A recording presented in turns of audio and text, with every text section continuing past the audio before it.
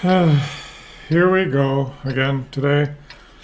I will take some time out of my busy, exciting schedule to illustrate to you how easy it is to dominate on the battlefield and be the best player in World of Tanks and achieve, if you're interested, a very high WN8 that no one else will achieve. The first step, obviously, is to save up your resources in this game and then hand them over to Wargaming so you can acquire the latest gimmick tank and play it quickly as the honeymoon period extends, allowing you to get fantastic matchmaking and very good RNG, and that's exactly what we're going to do. And when that is done, we can just simply press battle and follow these simple steps in order to dominate and win.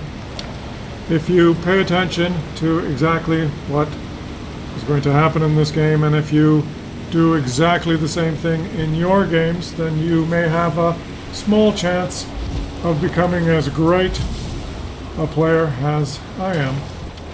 So the first thing is just to shoot the wheeled vehicle and try and get rid of the hapless fast tanks that are on the enemy team that could spot. Once you get rid of these spotters, you can just simply mop up the rest of the teams. Sometimes your enemy or your teammates get in the way and cause you to relocate, which is easy. You just simply use bushes and take shots on tanks that are peeking like simpletons in the bushes, like a tier 7 tank. That's okay. Not hitting the armor was simply a tactic to scare him into moving to decrease his concealment, allowing him to scurry away, making his teammates also scurry, making them visible to you so then you can just pick them off one at a time as they drive aimlessly like losers.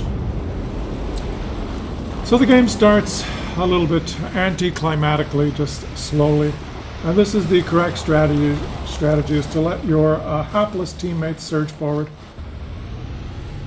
and absorb most of the hits from the enemies who will be aiming at them.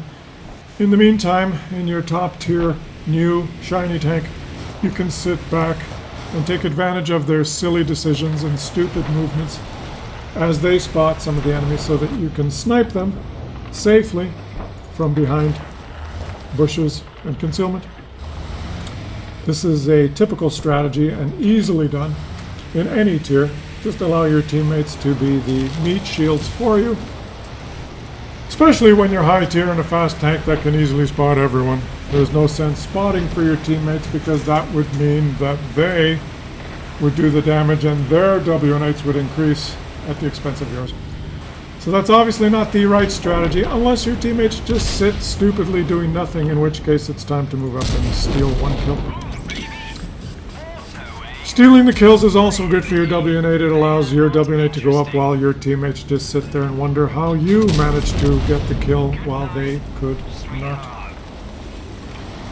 So we easily achieve 2 kills at the beginning of the game and clear out the southern flank, which is not the important flank on this map. Let the heavy tanks battle in the north and possibly lose the north, which will create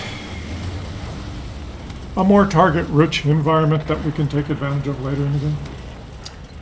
This is another interesting tactic that is easily employed at all tiers on all maps. Just simply let your teammates falter in the key areas of the map while you farm non-key areas. Once the non-key areas are farmed, it's an easy transition for you to snipe the enemies who have won the important positions now that they have lost some HP. Stealing kills is also good. We're up to 4 now so that we can increase the WN8 even more. If only our teammates would die more quickly, it will allow us to win more medals. Perhaps if they all die, we will have a chance of winning Kolobanov's medal, which is easily done if we end up 1 versus 5. Sniping with the new tanks is not hard. You simply have to almost aim. By almost aiming, Wargaming will provide the good honeymoon RNG, deflecting the shots down into the targets. This takes place for approximately 2 to 3 weeks after a tank is released, and that is why we like to play them and 3 mark them early. So what's happened in this game so far? Just simply moved up and killed 5 enemies and done 2,606 damage while we've allowed our teammates to just melt away like the Muppets they are. Hopefully the last 2 remaining light tanks on our team will just simply die so that we have more HP to farm. Alright, so we'll just stay in these bushes here. There's no reason for us to move anywhere. If we do move and spot someone, it may allow our teammates to shoot, and we do not want them to get any of the damage. That, of course, will, as I explained earlier, bite into our WN8. We have to let them do the spotting for us so that we can rearrange our position, wait, and use the safety of the bushes to shoot our gun and end up with the kills. But not until we allow both of them to die. Maybe take one little cheeky shot here. No, we'll just wait. Let them die and we'll shoot the Muppet who is descending into the valley. Now, shall we charge this enemy? No, just simply track him in place there. And just wait from the bushes here. Allow him to back up, but he's still showing his cupola because he has no clue how to play this game and has no business participating. If he only watched more of my videos, he could one day hope to achieve the 3,000 plus WN8 that I achieve simply by playing the game. So there's nothing really for us to do right now but just wait unless an enemy shows his turret to us like this, and we can just take a shot. Allow our teammate to take the return fire. It's always nice when your teammates have no clue which bushes to use. It allows them to absorb enemy fire while you just sit carefully here and take cheeky shots on the enemies. Speed is not a factor. As you can see, we just simply do not have to use it yet. All we have to do is use the concealment that's provided. The correct strategy, of course, was to come to this flank and sit in these bushes. Any other play in this tank would have resulted in quick defeat. And we allow the VK now to take another hit for us and explode because, well, the more Muppets on your team, the more HP for you to shoot. Now the LTG is going to move up here. And unfortunately, fortunately, he did not steal a kill, but he threw his tank away. Now this allows us to simply have 5 targets that we can shoot on our own. The correct thing to do now is to get proxy spotted by the T-150.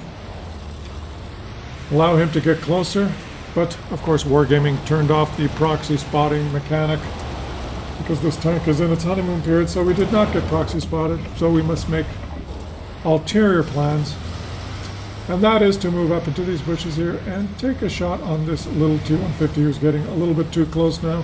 Shall we use our speed finally, or shall we sit in the bushes? I'll let you decide. What is your decision? Well, obviously you are wrong. The correct thing to do here is just to back up slowly, aim around the corner, and take him out like this one. The Samoa is an autoloader, but as you can see, he is in the open and has no idea what he's doing, but we will take out his friend. Now we'll take a shot on him. We allowed the enemies to damage our guns just to make it fair. It's always nice to give them a false hope of victory, but we've repaired our gun and taken another one out easily. And now what we do is move backwards and forwards, and it's very important that you move forwards first and then backwards, and then forwards and take your shot just like that. If you do not do it in that order, you will be the hapless, pathetic player that you are. And hopefully you've learned something as I show you here. If you back up and shoot and aim, not necessarily in that order, you will take another one out on the battlefield. And that allows us to get 10 kills, which is an average result for me. Usually I'm in the double digits, but we have one more enemy that we could possibly kill. Shall we kill him? Or shall we just cap? That's up to you, really. It's a matter of whether you want to achieve 11 kills or 10 kills. It's up to you. The key is to use the bushes and use your teammates as meat shields and to slowly move around the battlefield in concealment and never get spotted and easily take everyone out, as you saw. If you play this game and play this tank and spawn on this map, and you do exactly what I did, and you go to the exact position that I went to, and your teammates do exactly what my teammates did, and the enemies do exactly what these enemies did, and you progress through the battle, you too will achieve 10 kills and easily win the game, as I have. Now, of course, there is no guarantee that that will happen. The enemies may do something different, and my teammates may do something different, in which case I will just simply make another video, and I will just pompously, douchebaggingly explain why all the decisions that I made were the correct ones. And obviously right now the correct decision is to just sit in the cap here. Even though my tank is very fast and I could easily go on a search and destroy mission and find the AMX. I know his last known position. He's probably hiding up on the high ground. And I have 2 or 3 minutes in which I can find him and simply take him out. But I choose to sit in the cap here because that is the absolute correct thing to do. You wouldn't know this because you can't even possibly come close to the WN8 which I have.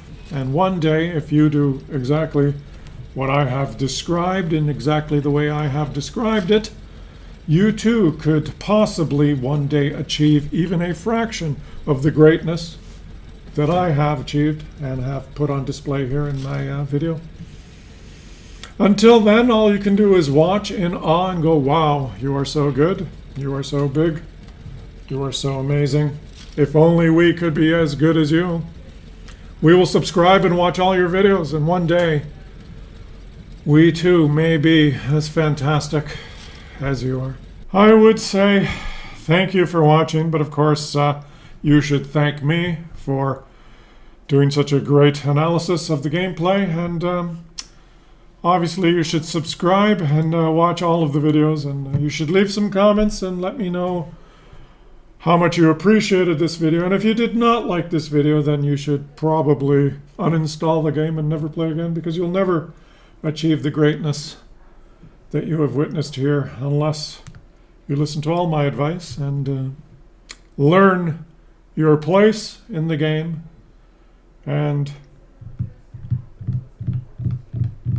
look up the word sarcasm and irony and comedy in the dictionary at the end of this video. And it may help you to not be as upset as you are now, possibly by understanding one inkling of what goes on in my massive brain compared to your tiny little brains the size of little peas, slightly smaller than the brain that would be in a chipmunk, for example. What's that? Don't insult your subscribers and new viewers. How do you expect them to learn anything?